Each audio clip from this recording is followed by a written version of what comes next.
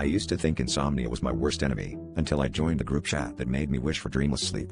The chat was for people like me, restless minds, endless nights. But what kept me scrolling wasn't the comfort of strangers, it was the way one user, Watcher333, only ever replied at exactly 3:33 a.m., with messages that felt off.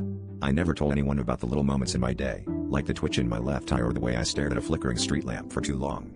But somehow, Watcher333 described in eerie, precise detail, right down to the number of times I blinked. At first, I convinced myself it was coincidence, or maybe a prank. The others in the chat joked about it, calling it the witching hour stalker. But soon, the messages escalated. You dropped your keys by the blue mailbox, but you didn't pick up the penny. Why not? Or your cat watched you eat cereal at 2:47 a.m. She doesn't like what she sees. My skin would crawl as I read each line, because they weren't things you could guess. I never posted about my routines, never shared these moments, not even with my closest friends. One night, desperate for answers, I stayed up past 3 a.m. with my phone in hand, determined to catch Watcher333 as soon as they posted. When the notification popped up, my blood froze. Don't look at the window behind you.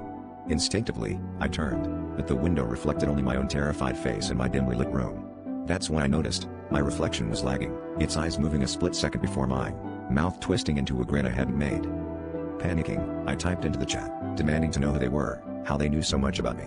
The reply came instantly, you invited me and every restless night you stare too long into the dark. Now I see through you. My phone screen flickered, and every message in the group chat changed to a single phrase, repeated over and over, I'm awake when you are. The next thing I remember is waking up to the 3:33 a.m. alarm on my phone, but this time, someone else's hand hit snooze.